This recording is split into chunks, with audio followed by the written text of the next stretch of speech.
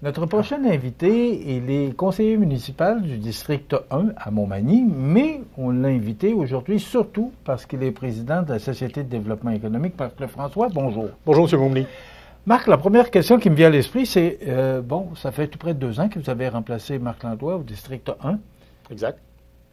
Comment vous trouvez votre expérience? Ou ce serait quoi le bilan? Merci de poser la question. Je suis mi-figue, mi-raisin, comme on peut dire. Présentement, dans mon travail de la SDE, beaucoup d'ouvrages ont été faits présentement, malgré que ça paraît moins, etc. Beaucoup d'ouvrages ont été faits. Comme vous savez, dernièrement, on a effectué un repositionnement. Les locaux, on a changé de place. C'était une demande de la Ville, parce que la Ville voulait avoir les locaux de la SDE, qui sont propriétaires des lieux en propos. C'est la Ville qui était propriétaire des lieux des locales, et ils ont voulu avoir les locaux, justement, pour repositionner, vu qu'il y avait une création d'un 7e service qui était l'urbanisme. Ça, je sais ça parce que je porte les 2 chapeaux, comme vous avez parlé dans le Ce repositionnement-là nous a apporté à se repositionner dans la ville. On s'est repositionné, je pense, au Carrefour Laguerre, vous devez connaître un endroit. Grâce à ça, on s'est apporté une réflexion, nous, le conseil d'administration. Ce conseil d'administration-là, on s'est apporté comme idée, on s'est dit, pourquoi qu'on ne profite pas de cette opportunité-là pour se repositionner, se restructurer, se re-questionner? Ça fait déjà quelques fois que je vous rencontre, puis vous m'aviez parlé là-dessus. Tu sais, je vous disais, on va aller vers vraiment le développement économique. Vous savez ma passion là-dessus, vous savez mon ambition là-dessus, vous savez que pour moi, tout va jouer là. De toute façon, vous regardez autour de vous, toutes les politiques qui se produisent, autant fédérales que provinciales, c'est en économie que ça se joue. C'est là que ça se joue, c'est là que la partie va jouer, c'est là que la plus grosse game va se placer dans les prochains mois. Je ne dis pas des années, je parle de mois, pour vous montrer l'urgence de la situation, qu'on doit s'impliquer dans ce dossier-là. Autant Montmagny que toutes les régions périphériques de Lévis. Je parle de Lévis. Pourquoi je vous amène Lévis sur la table? C'est parce qu'eux ont déjà un moratoire, ils sont déjà saturés. Nous, Montmagny, on n'est pas saturé dans les services, on n'est pas saturé dans les offres qu'on peut faire, mais on est saturé dans certains plans de développement qu'on peut dire par rapport à du terrain. Hein, c'est ça que vous comprenez. Le développement résidentiel. Exactement, le développement résidentiel. Je peux vous dire que présentement, le maire Lorrain travaille justement avec lui, je travaille avec lui conjointement, mais c'est plus lui qui pilote le dossier, comme je vous avais dit la dernière fois, sur un nouveau développement résidentiel. Il est en train de travailler ça. Ce nouveau développement résidentiel-là, on parle d'un qui peut donner jusqu'à 250 millions de retombées économiques à Montmagny. On parle du plus gros développement résidentiel qui va avoir eu lieu à Montmagny depuis sa création. Je ne rêve pas en couleur. Là. Quand on parle de 300 portes, là, on commence à parler de quelque chose. 300 portes, c'est toute la structure que M. Fortin a faite, justement, puis vous le multipliez par 3. Mais là, ce serait où? Parce que on voit que vous avez parlé de saturation. Moi, quand on voit ça, d'abord, c'est que j'aurais tellement de questions à vous poser. Oui, il y a des opportunités avec Lévis, parce que Lévis, eux autres sont saturés. Et le maire Lehoulier l'a annoncé aussi. Il y a le centre culturel sportif en santé durable qui s'en vient. L'appel d'hectares doit se faire bientôt. On est en train de faire des études du côté pour construire le côté sportif. Mme Bégin, la directrice du centre de service scolaire, nous l'a appris qu'il y a 40 millions que le sportif va se faire. C'est la première étape. C'est cané. Il y a beaucoup de choses. Ça va amener des jeunes familles. Oui. Bon. Vous avez parlé de développement économique. Oui. Vous êtes une société de développement économique. Oui. Est-ce que vous remplissez votre mission? Présentement, comme je vous ai dit, on a fait beaucoup de travail en amont, qu'on s'enligne là-dessus. Vous le savez, on a fait une restructuration, on a repositionné notre personnel, on a fait des abolitions de postes parce que, justement, le CA voulait, justement, plus s'impliquer là-dessus, chose qu'on avait le droit de faire, qu'on était, justement, en position pour faire ça. Grâce à ça, on a fait une synthèse de ça, puis on en est venu, justement, à l'idée de créer un poste de démarcheur économique. Un démarcheur économique qui devient un électron libre. D'ailleurs, j'invite à toutes les personnes qui sont intéressées. Ce poste vient d'être affiché, d'ailleurs, sur le site Internet de la SDE. Vous pourrez contacter. Ça nous fera plaisir là-dessus de vous répondre pour les personnes intéressantes. Un démarcheur économique, contrairement à un commissaire industriel, c'est que ça devient une personne qui va prendre toutes les... J'ai le goût de prendre un anglicisme, toutes les strates du développement économique en charge. Il va tout visualiser. Autant l'agriculture, autant le résidentiel, autant le commercial et autant l'industriel, touristique, tout. Et lui va pouvoir agir en fonction d'amener des solutions à ces choses-là. C'est certain que quand on pogne un exemple comme Rousseau Métal, qui, il y a quelques années, arrive à Montmagny, puis qui demande d'avoir 90 000 pieds ou 200 000 pieds carrés, je ne sais pas trop le nombre de pieds carrés qu'il avait demandé, pour bâtir son agrandissement, puis qui se fait répondre, « Désolé, on n'en a pas. » Bien, il était s'établir à Saint-Eugène. 225 emplois qui sont partis.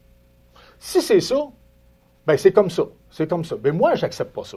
Moi, je ne veux pas qu'on s'en aille dans cette voie-là. Moi, je veux que la solution vienne d'en bas. Je veux que le saumon remonte la rivière. Je ne veux pas que le saumon descende la rivière. Je veux que la pression devienne du bas. De toute façon, présentement, toute demande qu'on a par rapport à la CPTAQ, par rapport à qui qu'on veut, si on va avoir du territoire, aussitôt que vous demandez une demande à la CPTAQ, la seule réponse qu'ils vous disent, c'est non. Ça vient du politique. Ça prend un groupe politique qui fasse une pression, et grâce à cette pression-là, bien, peut-être qu'on a des chances que notre projet va être à tout le moins étudié. Et quand vous parlez du groupe politique, parlez-vous du municipal, du provincial, du fédéral? Tous les niveaux. À partir du moment, c'est sûr que la demande doit venir du municipal. Oui, on parle de la CPTAQ. Oui. On parle de la CPTAQ. Mais vous sentez-vous appuyé par Mathieu Rivet et Bernard Généreux? Bien, présentement, on a présentement un dossier qu'on a déposé lors de la dernière assemblée, qui est le dossier à côté du terrain à Kubota. Vous souvenez-vous, on avait parlé la dernière fois. Oui. Pas malheureusement, heureusement. Pourquoi qu'on a représenté ce projet-là? C'est parce que la loi vient de changer. La loi a changé, c'est que présentement, on peut faire une demande inclusion-exclusion, alors qu'avant, on le faisait séparément. L'avantage de faire inclusion-exclusion, je t'offre 9 arpents, tu me dézones 9 arpents. Si ça ne marche pas, on garde notre 9 arpents. C'est pour ça qu'on a acquis aussi le terrain à côté du camping des Oies. Parce que ce terrain-là est blanc. Il est blanc. Fait que nous, ce qu'on a, c'est de prendre ce terrain-là, le mettre vert, puis de dézoner le terrain à côté de chez Kubota pour le mettre blanc. C'est ce qu'on fait, c'est ce qu'on offre. Là, vous parlez avec des termes qu'on ne connaît pas, là, mais blanc ou la couleur, peut-être nous expliquer, qu'est-ce qu'on veut faire chez Kubota, à côté de Kubota? Bien là, on veut refaire un nouveau parc industriel pour être capable de mettre M. Maison-Laprise à cet endroit-là.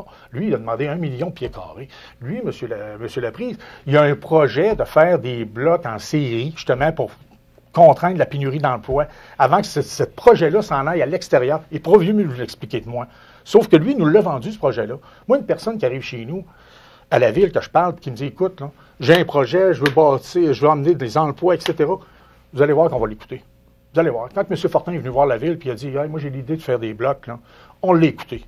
OK? Sauf que, malheureusement... Parce que c'est des gens qui sont capables de réaliser leur projet. Exactement. Sauf que, malheureusement, ces personnes-là, rappelez-vous la fameuse switch que je parlais. Je veux essayer de mettre une personne entre les deux que lui va lui faire perdre le moins de temps possible. Rappelez-vous, le temps, c'est de l'argent, etc.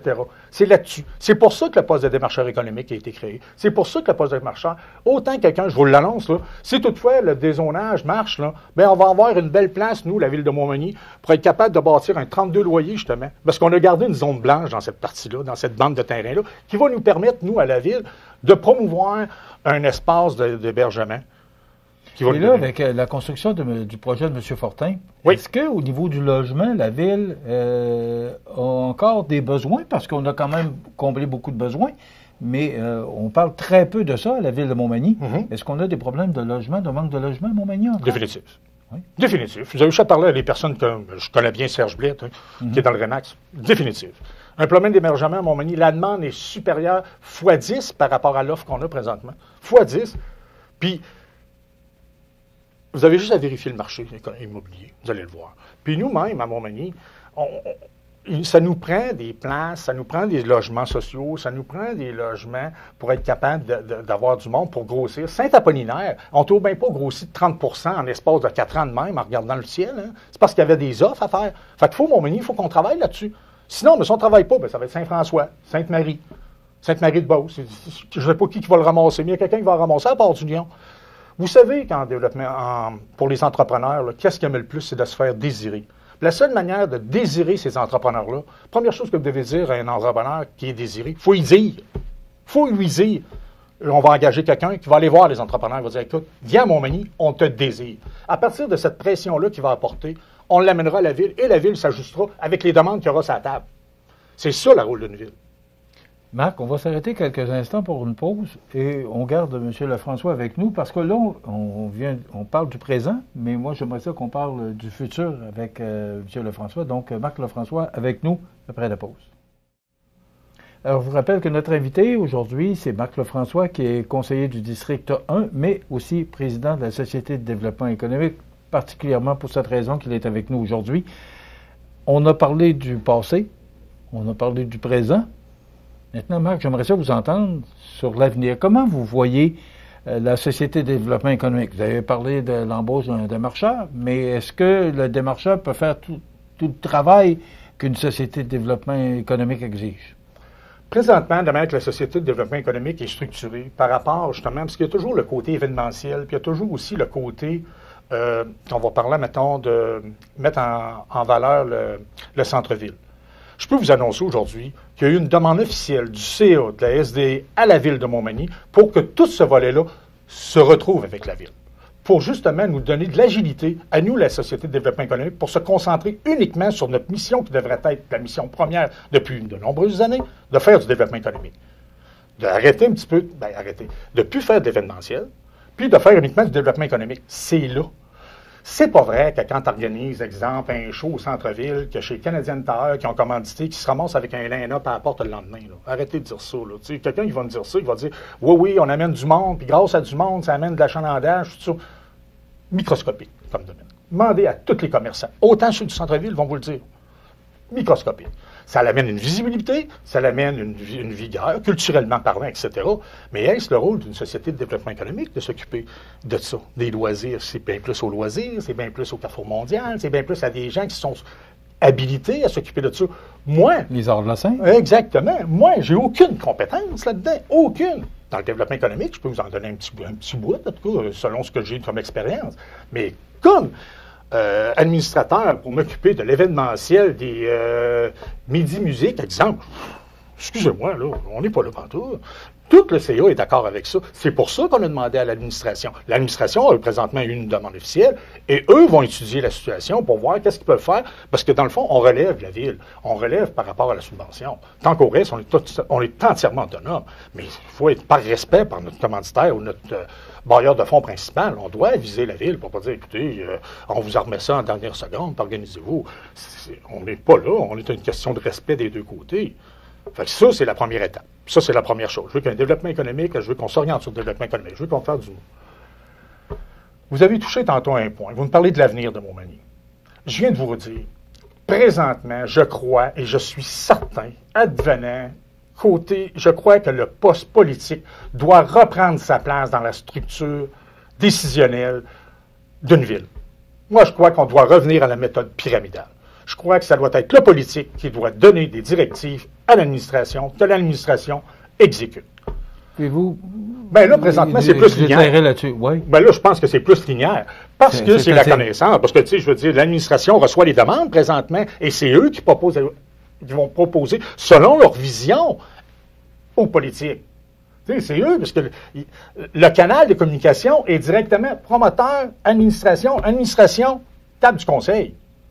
En mettant, je ne veux pas court-circuiter la ville, l'administration, c'est pas ça que je dis pantoute, mais en mettant un démarcheur économique que lui va prendre l'information et qui va le remettre aux politiques, et là, le politique va pouvoir dire avec l'administration, est-ce qu'on peut réaliser? Exemple, je vous donne un exemple. On veut faire venir un Walmart ici. Un Walmart, non, il n'a pas qu'à ça, je ne verrai pas pourquoi il n'aura pas un ici à Montmagny. C'est un exemple que je donne. Walmart veut s'implanter à Montmagny. J'ai besoin de 300 000 pieds carrés. Il dit ça à mon démarcheur. Le démarcheur nous dit ça. On va voir la ville. Bon, OK, oui, ça nous intéresse de faire un développement à Walmart, etc. Mais là, avec l'administration, on va pouvoir travailler. Dire, écoutez, l'administration qui ont toutes les compétences. Ils ont l'urbanisme, ils ont le GEF. Il y a M. Michaud qui a une expérience incalculable. Qu'est-ce qu'on peut faire pour réaliser ce projet-là? Un peu comme on a fait avec le projet La Prise. Même chose, le projet La Prise, on a eu la demande. Et là, l'administration s'est mis en travail, soit par un lobbyiste, soit, tu sais, le maire Lorrain, ainsi que M. Michaud, le conseil, on s'est mis en mode solution. Et là, on a travaillé, on était même prêt à aller, à sortir médiatiquement parlant, à dire, écoutez, c'est la survie d'une ville. C'est la survie. Si tu grossis pas ta ville, qu'est-ce qui arrive? C'est qu'il va y avoir plus de monde qui va y payer les factures, parce que tu en as plus de monde. Puis les besoins augmentent. Tu ne peux pas bloquer l'augmentation de salaire, tu ne peux pas bloquer le prix de l'essence. Fait que les factures montent, puis là, on est juste encore le même monde qui paye les factures. Moi, ce que je veux, c'est d'augmenter du monde. Puis après ça, c'est facile de gérer de la dépense. Ça devrait être naturel. Mais d'augmenter la richesse d'une ville, on peut le faire uniquement en augmentant le nombre de personnes qui vont contribuer. il faut augmenter la clientèle. Si vous voulez augmenter ici votre richesse, vous êtes obligé d'augmenter votre chiffre d'affaires. Il faut gérer ça comme ça, une ville. Je crois qu'il faut gérer, il faut revenir à cette méthode-là. Et c'est pour ça que j'attends. C'est pour ça, quand vous me demandez comment tu vois ça, l'avenir, toi, ton implication, je vais attendre. Parce que je ne m'en vais pas comme capitaine, moi, je m'en vais comme lieutenant. Bon, et c'est ça. Je vous pose la question directement. Là, vous m'avez parlé du passé, du présent et de l'avenir de la Société de développement économique. Vous en êtes le président. Oui. Et c'est vous qui dirigez votre conseil d'administration. Vous êtes le président. Oui. Alors, tous les changements qu'on a connus, qu'on connaît, qu'on va connaître, c'est l'initiative de votre présidence et de votre conseil d'administration que je comprends vous suivre aussi là, dans votre direction. Mais là, vous présentez-vous aux prochaines élections parce que le travail ne sera pas terminé le 2 novembre? Le 2 novembre, vous avez raison. C'est une grosse date. Hein? C'est une date que je dois vous avouer que le 2 novembre, j'ai fait un cercle. J'ai fait un cercle, je ne vous cacherai pas. Présentement, je suis encore en réflexion. Parce que, comme je vous ai dit, j'ai travaillé sur certains dossiers. Ça ne donne rien d'emmener du verbal puis pas emmener des actions. J'ai des dossiers que je vous ai dit que je voudrais travailler avant d'être capable de mener à terme. Je vous avais dit la première fois que je voulais retravailler la Société de développement économique pour que ça devienne un outil de promotion économique. Je suis là-dedans. Je vous avais dit que je voulais redonner aux commerçants un pouvoir, pas un pouvoir décisionnel, mais un pouvoir pour qu'il y ait plus d'achat, qu'on soit les commerces de la place soient encore plus avantagés par rapport à la compétition. On a travaillé sur le 5 d'augmentation sur l'affaire de l'achat local. Je suis là-dedans. Je vous ai dit, il faut que je travaille sur un parc industriel. On est là-dedans aussi. D'ailleurs, on l'a déposé la demande. Mais il me reste encore. Marc, le 2 novembre, c'est demain, là. Oui, je le sais. C'est dans quelques mois. Donnez-moi non, mais le temps passe vite. Hein. Oui, je suis bien placé pour parler. Après ça, je vous ai parlé du développement résidentiel qu'on est en train de travailler, qu'on devrait peut-être, je ne sais pas, ça va dépendre de ce que M. Lorrain va emmener comme information, mais je vous dis que présentement, on travaille là-dessus. Un coup que ces choses-là sont réalisées, je verrai l'aboutissement où ce qu'on est rendu et je verrai le nouveau conseil, qu'est-ce qu'ils vont gérer par ça, parce que un nouveau conseil peut se arriver là et dire, OK, c'est beau, on bloque ça. C'est terminé, on revient avec, je ne sais pas, moi, bucoliquement, mettons, on regarde la nature, tout ça. Ça, c'est leur choix, ou on travaille sur l'environnement. C'est leur choix. Mais c'est certain que si ce conseil-là s'en va de cette orientation-là, vous comprenez que ma place n'est pas là. Ça va me prendre, moi, ça me prend du monde qui voit l'avantage d'un développement économique, qui voit l'avantage d'augmenter la richesse, parce que pour être capable de faire face aux besoins environnementalistes ou quoi que ce soit, ça prend des sous. Je suis désolé, ça prend des sous. Si quelqu'un connaît d'autres trucs, bien, ça prend des sous. Est-ce qu'on les a? Bien, présentement, je vous dirais, on est peut-être à une ligne de 1 pour 1. Montmagny, depuis 15 ans qu'on vit entre 10 800 et 11 200 de population. Ça fait 15 ans, là, depuis jusqu'à 96, j'ai vérifié les comptes. La Chaudière-Appalaches a augmenté de 5 %. Nous, on est dans le 3-4. J'aimerais ça qu'on monte à 30 %. J'aimerais ça avoir un bon coup de barre. Là, mais pour cette vision-là d'augmenter la population, bien là, je pense qu'on a les services. En tout cas, moi, je pense que du pain et des jours, on en masse. Là. On a un aréna, on a des spectacles. Du pain et des jours, on a assez fait, là, je pense. Là. Présentement, je vous le dis, je suis très honnête. Là. Je ne suis pas contre ce qui est fait. Vous me parlez tantôt du centre sportif qui s'en vient. On avait le projet du Dôme que malheureusement, présentement, je vais dire, je ne mettrai pas à l'arrêt. Je vais dire qu'il est plus sur une réflexion, là, parce qu'il est encore vivant, ce projet-là. Je veux pas, c'est pas mon dossier, mais je vous dis qu'il est encore vivant parce que je t'entends parler. Mais il faut aussi travailler le développement économique. Vous comprenez? Parce que c'est ces sous-là que ça va prendre. Il va falloir les trouver à quelque part. Là. Moi, si quelqu'un me dit, sinon, on va les trouver dans les mêmes poches qui sont présentement. Ces poches-là, bien, c'est les contribuables qui vont les payer. Est-ce que je suis d'accord avec ça à 100 %? Moi, quand je fais une dépense ou quand je fais une réflexion, je pense toujours à une fille monoparentale qui a 2 enfants, qui a un compte de taxes à payer. C'est elle que je pense. Je ne pense pas à un fonctionnaire qui donne 100 000 $. Vous comprenez? C'est ce que j'essaie de trouver. Mais c'est ça mon avenir. J'attends de voir la candidature pour voir qu'est-ce qu'il y en est. Mais oui, selon où ce que les travaux seront rendus, je prendrai une décision par rapport à là. Voilà mon dossier. On est le 2 juillet aujourd'hui, oui. Mercredi. Il reste exactement 4 mois pour voir ce que vous allez faire. Rapidement, en quelques secondes. C'est quoi les prochaines actions pour Marc Landlois, là? Marc Lefrançois. Excusez-moi, Marc Lefrançois, au cours des prochaines semaines, rapidement.